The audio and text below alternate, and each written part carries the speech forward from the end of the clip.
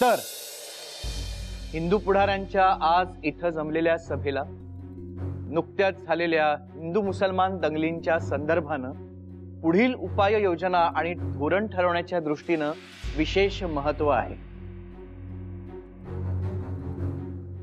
आज इथं झालेल्या चर्चेतून बहुमतानं हे ठरवण्यात आलेलं आहे की हिंदू मुसलमान दंगलींची कारणं आणि ती संपुष्टात आणण्यासाठीचे उपाय सरकारला कळवण्याच्या हेतूनं हिंदू पुढाऱ्यांची एक विशेष मोठी जाहीर सभा भरवण्यात यावी।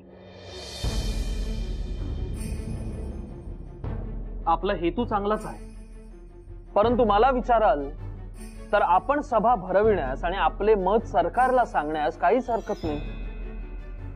हा, पण सभा भरवायचीच झाली तर ती दोन्ही धर्मांची मिळून भरवावी। हो हो, अगदी योग्य आहे। होय, आम्हाला हे पटतं। परंतु मुसलमानास पक्षपात दाखवल्यामुळे दंगे होतात हे जर सरकारला स्पष्ट सांगायचं असेल तर मग ही संयुक्त सभा भरून उपयोग तरी काय आहे?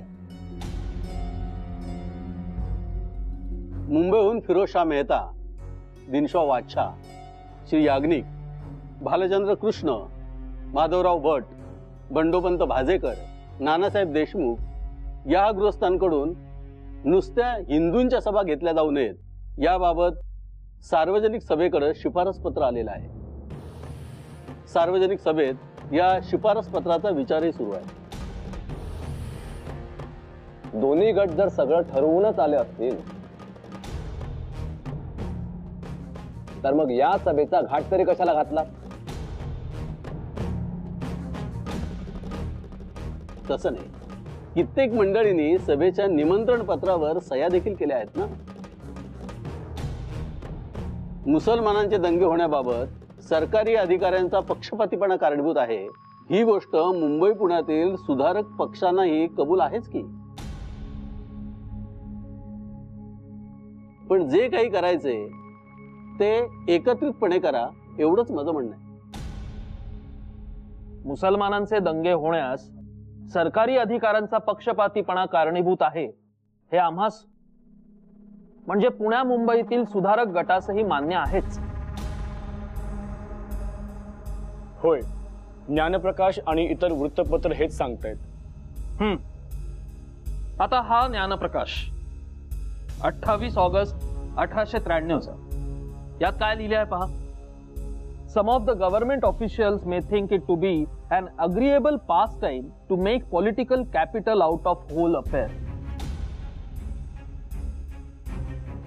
But how dangerous this procedure is can now very well be realized when we have experienced this year a frightful succession of disturbances.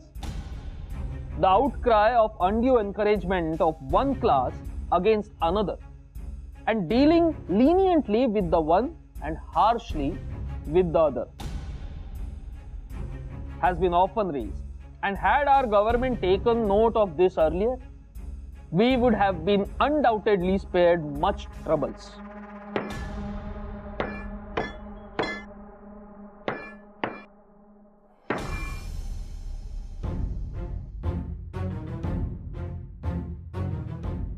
हे असे नुसते लिहून काय हाती लागणार आहे? यासाठी सभा घ्यायला हवी असे माझे स्पष्ट मत होते आणि आत्ताही आहे।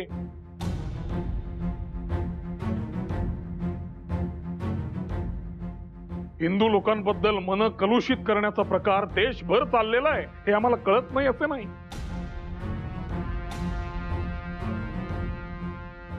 या दोन्ही जातींच्या पंचायती नेमून दंगे न होण्याची सर्व जबाबदारी पुढाऱ्यांनी घ्यावी असे सरकारचे मत असते।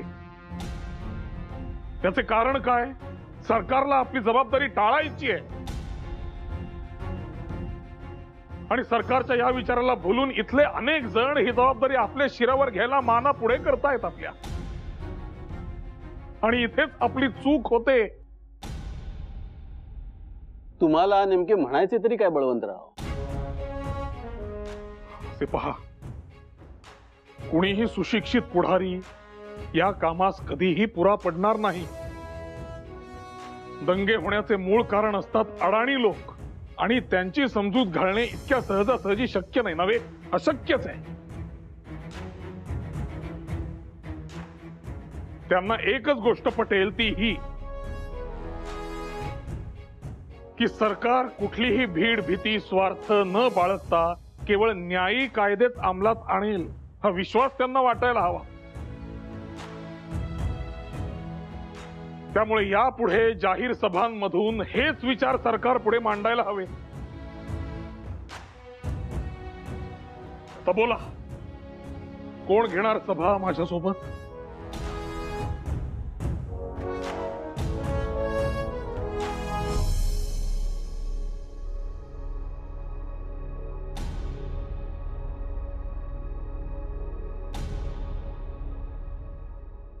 मला एक कळत नाही, बळवंतरावांना जर आपल्याच मनाचं करायचं असतं तर हा सभा वगैरे घाट तरी का घालावा, सरळ आदेश सोडून मोकळं व्हायचं. नाहीतर काय, मला तरी तसं वाटत नाही. काय तर म्हणे सरकार आपली जबाबदारी झटकू पाहत आहे. जबाबदारी झटकायचीच असती तर दोन्ही समाजाने आपल्या पंचायती नेमाव्यात, हे तरी कशाला सुचवलं असतं? अहो, तो गोरा देशाभरून आलेला, म्हणूनच त्याने शहाणपणा करून हा मार्ग सुचवला असेल ना, की बाबा तुम्हीच तुमच्या पंचायती नेमा आणि तुमचे प्रश्न सोडवा. आता यात सरकारनं त्याची जबाबदारी झटकली असं जे बळवंतरावांचं मत पडलं ते कशाच्या आधारावर हे काही कळलं नाही. तर काय, माझ्या मते तरी हा योग्यच मार्ग होता. मला एक कळत नाही, या बळवंतरावांना सरकारची भीती कशी वाटत नाही? सूट सरकारच्या विरोधातली धोरणं घेऊन बोलतात, कृतीही करतात, मग सरकारची वक्रदृष्टी यांच्यावर पडणार नाही तर काय? अहो, सरकारच्या वक्रदृष्टीचा सोडा, मला वाटतं बळवंतराव आता अधिक कट्टर हिंदुत्ववादी होत चालले आहेत. निदान आजच्या सभेत तरी मला तसेच जाणवले. आधीच ते पुराण मतवादी आणि आता तर मुस्लिमांचा द्वेषही बळावलेला दिसतोय. मुस्लिमांचा द्वेष हा तर्क तुम्ही कशावरून काढलात? हो, आजच्या भाषणाचा तुम्ही नीट विचार करा, म्हणजे मला काय म्हणायचंय ते तुम्हाला समजेल. अगदी तसंच म्हणता येणार नाही, परंतु मी याला बळवंतराव धोरणेत असं म्हणेन. सभा संपल्यावर लोक फार काही बरं बोलत नव्हते तुमच्या माघारी. हो, मी देखील माझ्या कानांनी ऐकले. लोक म्हणत होते की तुम्ही म्हणे मुसलमानांचा द्वेष करता. जननिंदा मनावर घेत राहिलो तर काय कल्याणच झालं म्हणायचं. एखाद्या व्यक्तीच्या विचारांवर, त्याच्या वर्तनावर शिक्का मारणं फार सोपं असतं, पण तो असं का वागतोय, का बोलतोय, हा अभ्यास करणं महाकठीण. आणि कठीण काम कुणालाच करायचे नसते. त्यामुळे लोक सरळ सोपं काम म्हणून शिक्का मारतात, टीका करतात. करू द्यावे, आपण सरळ दुर्लक्ष करावे. नाही, तुमचं बरोबरच आहे बळवंतराव, पण काय आहे की 10 लोक 10 वेगवेगळ्या तोंडांनी बोलत राहतात आणि तेच सत्य होऊन बसतं ना. अहो बुवा, लोकांना काय बोलायचं ते बोलू द्या, पण या विषयाचा समूळ नायनाट करायचा असेल तर सरकारला त्याची चूक दाखवल्या वाचून गत्यंतर नाही. आता हेच पाहताय ना, हे ब्रिटिश सरकार कसा दुतोंडी आदेश देत आहे ते. ब्रह्मदेशात मुसलमानांनी दंगा केला, कारण असे झाले की हिंदूंच्या मंदिराजवळ गायी कापू नयेत असा आदेश सरकारने सोडला. आणि त्याच उलट वायव्य प्रांतात अजिमगडमध्ये मुसलमानांनी दंगा केला, कारण हिंदूंच्या वस्तीत जिथे गायी मारण्याला मनाई असायला हवी ती मनाई सरकारने केलीच नाही. आता बोला, काय म्हणाल्या प्रकाराला? अगदी मान्य बळवंतराव, सरकार दुतोंडी पद्धतीनेच कारभार चालवते. बरोबरच आहे. समाजात फूट पडावी म्हणून जाणीवपूर्वक हे केलं जात आहे. नामजोशी, सर्वात महत्वाचं असं की या प्रकरणात हिंदू आणि मुसलमान याबरोबर ब्रिटिश सरकार हा आणखी एक तिसरा पक्ष आहे. हा तिरंगी सामना सुरू आहे हे कोणी विसरू नये. साधं स्पष्ट म्हणणं इतकंच आहे की हिंदू असो वा मुसलमान, दोघांचेही सणवार पूर्वापार प्रमाणे उत्तम चालू राहावे त्यासाठी सरकारने मदत केली पाहिजे. हो, पण म्हणजे नेमकं काय करायला हवं? फाजील धर्माभिमान बाळगून अविचाराने वागणाऱ्या हिंदूसही शिक्षा झाली पाहिजे. नागपंचमी, गोकुळाष्टमी सारख्या सणांना जे वाद्य वाजतात त्याने आम्हाला त्रास होतो, चीड येते असं म्हणणाऱ्या दुराग्रही मुसलमानांनाही शिक्षा व्हायला हवी. अगदी दादा दादा, यंदा गणपती बसवायचा ना? आता हा प्रश्न कुठून मध्येच रामचंद्र? माझ्या शाळेतले मित्र म्हणत होते यांना इंग्रज गणपतीच बसवू देणार नाही. अरे असे कसे होईल, आपण गणपती बसवायचाच. आले का लक्षात? ही धास्ती आहे खरी बळवंतराव. काय तो जमावबंदीचा आदेश काढलाय ना सरकारनं. कुठल्याही कारणास्तव 4 लोकांना रस्त्यावर एकत्र जमता येणार नाही. आता काय हो बळवंतराव, नाही म्हणजे आता गणेश दर्शनासाठी असं एकट्याने कसं काय जायचं, कसं करायचं हो बळवंतराव? पण या आदेशात धार्मिक कारणांसाठी एकत्र येण्याची सूट आहे ना? हो का बरं? अहो पण आपण गणेश मूर्तीची प्रतिष्ठापना जमावाने करत नाही ना.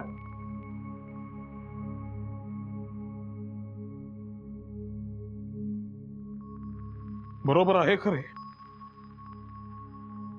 नामजोशी, असे पहा, आपल्याला देवाकडे जाणे शक्य नसेल तर देव आपल्याकडे येऊ शकतोच की.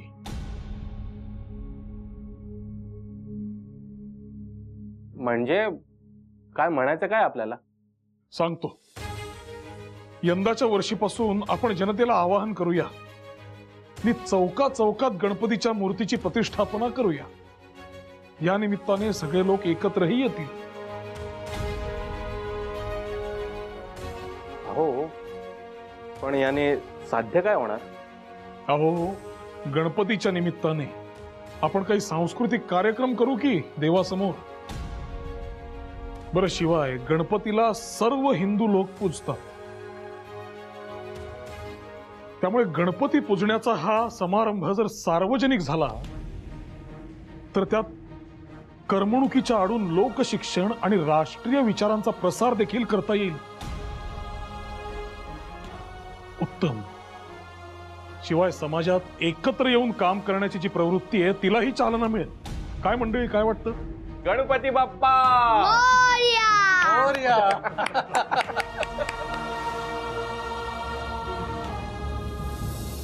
परक्यांच्या बंधनात अडकलेल्या राष्ट्राला अशा कीर्तीचे व सुखाचे दिवस क्वचितच पाहायला मिळतात. आज परक्याच्या जोखडाखाली हा उत्सव अस्सल चैतन्याने साजरा होतोय.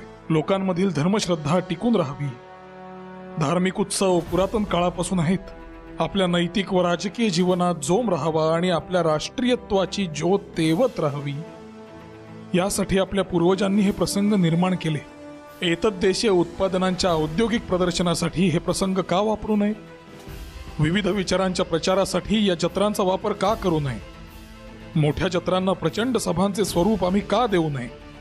तुमच्या राजकीय चळवळीचा प्रवेश खेड्यापाड्यातील झोपडीतही अशा प्रकारे व्हावयाचा नाही काय?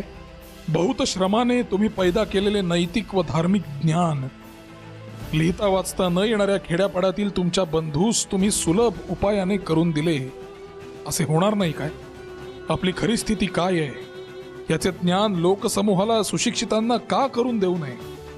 सरकार करत असलेल्या जुलुमाची आठवण त्यावेळी लोकांना शहाणे म्हणवणाऱ्या मंडळींना का करून देऊ नये? अथवा सर्वात धर्मबुद्धी जागृत करून आमच्या राष्ट्रीयत्वास का बळकटी आणू नये? राष्ट्रीय सभेच्या हातून जी कामगिरी बजावणे अशक्य आहे ती कामगिरी या अशा महोत्सवांच्या द्वारे लोक सहज बजावू शकतील.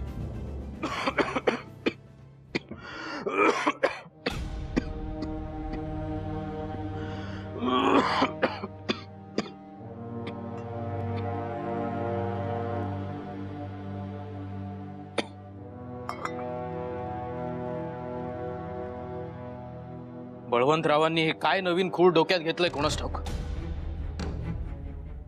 बळवंतरावांचा असा विचार आहे की मनोरंजनाच्या निमित्ताने सरकार आपल्यावर कसा जुलूम करतो आहे हे लोकांना सांगता येईल. पण इतकं सोपं आहे का हे? आणि तसं असतं तर या जुन्या परंपरांची जोखड मानेवर लादून कशासाठी फिरलो असतो आजपर्यंत आपण? माझा मुद्दा निराळाच आहे. हे परंपरा जोखड वगैरे गोष्टी बाजूला ठेवू शकू, परंतु घराघरात मखरात पूजल्या जाणाऱ्या गजाननाला हे अशा तऱ्हेने रस्त्यावर आणणे, त्याची सार्वजनिक पूजा मांडणे, पुढे जाऊन हे फार महागात पडेल. थोरा मोठ्यांनी बळवंतरावांना बजावून सांगितले, पण ते काही ऐकतील असे मला वाटत नाही. आगरकर, या उत्सवाला पुढे जाऊन लोक अत्यंत विद्रूप स्वरूप देतील आणि मग हे सारे कुठून सुचले असे होऊन जाईल. अगदी योग्य बोललात गोखले तुम्ही, आणि आपणही कबूल करतोच. वाद्यांच्या संबंधाने पुण्यातल्या अधिकाऱ्यांनी जो निर्णय घेतला तो अन्यायकारक आहेच, आणि ही गोष्ट सार्वजनिक सभेने सरकारशी केलेल्या पत्रव्यवहारामधून सिद्धही होते. पण या सगळ्याला पर्याय म्हणून सणांचे हे अवडंबर. मला सांगतो गोखले, या अशा गोष्टी आपल्या समाजाला आणखीन मागे घेऊन जाणार आहेत. उगाच काहीतरी नवीन प्रथा पाडायची, यातून समाजाचे नेमके कसे भले होणार आहे कोणास ठाऊक. आधीच इथे सुधारक मंडळी आहे ती कर्मकांड बंद करा म्हणून प्रबोधनं करून थकली, आणि यांचे आपले भलतेच काहीतरी. त्याचा परिणाम चांगला होणार नाहीये बघा तुम्ही. येणारा काळ या चुकीची शिक्षा दिल्या वाचून राहणार नाही आपल्याला.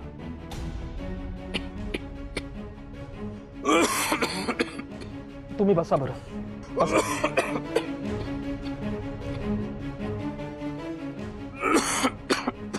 जास्त श्रम घेऊ नका, थोडा आराम करावा. पुढेसे बोलण्यानेही आपल्याला धाप लागू लागली आहे, चेहरा देखील उतरला आहे. नेमका असा काय विचार चालू आहे डोक्यात? विचारांचं काहूर माजलंय डोक्यात गोखले, आणि त्यात आपट्यांचा मृत्यू. राहून राहून त्यांची आठवण येते. ते गेल्यापासून कशातही मन लागत नाहीये गोखले. अहो, हे काय जायचं वय होतं का त्यांचं? आणि त्यांच्या माघारी झालेला प्रकार बघितला ना तुम्ही? त्यांच्याच भावाने आपट्यांच्या पत्नीला केशवपन करण्यास भाग पाडलं. आपण मारे इथे जीवाचा आकांत करून लोकांना सांगतोय जुन्या परंपरा मोडून काढा म्हणून. पण आपला समाज यातून कधी बाहेर येणार आहे कोणास ठाऊक. या अशा गोष्टीमुळे कोणाचाही फायदा होणार नाही हे न समजणे इतके ग्लानित आहोत का गोखले आपण? आगरकर, शांत व्हा. उगाच हे भलते सलते विचार डोक्यात आणू नका. आपण विश्रांती करा बरं.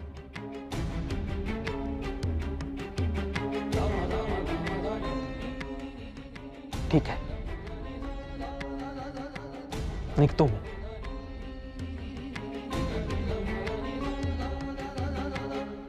जेवणाचा बेद बाकी फक्कड होता बळवंतराव.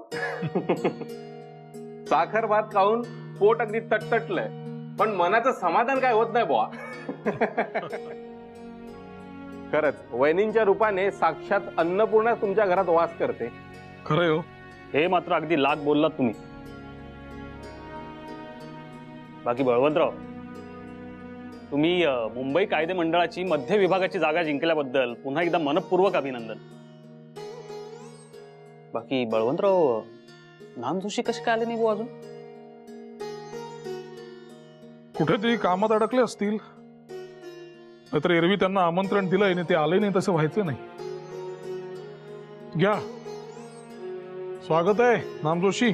वा वा वा वा, 100 वर्ष आयुष्य आपल्याला नामजोशी. आता तुमचीच आठवण निघाली होती.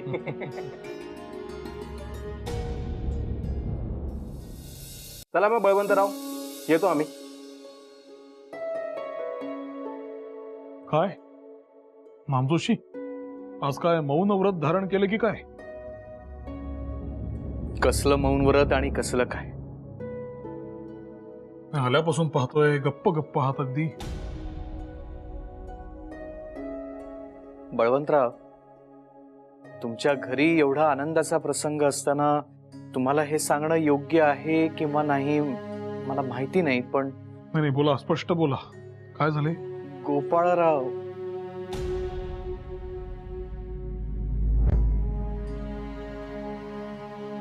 त्यांचे काय? गोपाळरावांचं दुखणं त्यांच्या जीवावर बेतू शकतं असं डॉक्टर गद्रेंनी कळवलेलं आहे. बळवंतराव, त्यांची तब्येत इतकी ढासळलेली आहे की गेल्या काही दिवसांपासून सुधारकात लिहिणं देखील त्यांनी थांबवलेलं आहे. कुठल्या वैद्यांचे औषध चालू आहे? डॉक्टर विश्राम घोलेंचं. त्यांची औषधं सुरू आहेत. डॉक्टर गद्रेंनी त्यांना मिरजला जाऊन राहायला सांगितलेलं आहे. त्यांच्या सल्ल्यानुसार ते तिथं जातील. बळवंतराव, त्यांच्या अंगावर सूज यायला लागलेली आहे आणि अशक्तपणा देखील वाढलेला आहे. कुठल्याही औषधाचा गुण त्यांना लागू पडत नाही. या सगळ्या गोष्टी तुमच्या कानावर असाव्यात म्हणून तुम्हाला सांगितलं.